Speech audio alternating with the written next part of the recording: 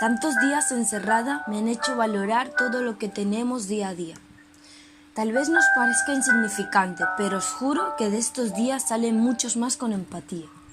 Son días donde la incertidumbre mata, donde quieres encontrar una respuesta pero es imposible, donde extrañas el olor a mar, donde simplemente extrañas el café en la terraza con un amigo o el vecino del tercero gritándote o el amargado de tu vecino saliendo del ascensor.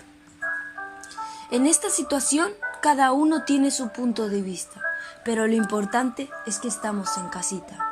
Sí, por primera vez le tienes miedo a la tranquilidad y te descubriste, te diste cuenta de que tu héroe no patea un balón, sino que lleva una bata.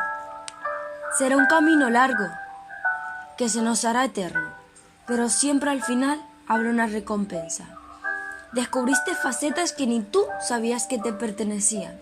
Te sentiste por primera vez lleno y descubriste que dependías más de la rutina que de ti. Por primera vez pediste que volviera la rutina. ¿Quién entiende al ser humano?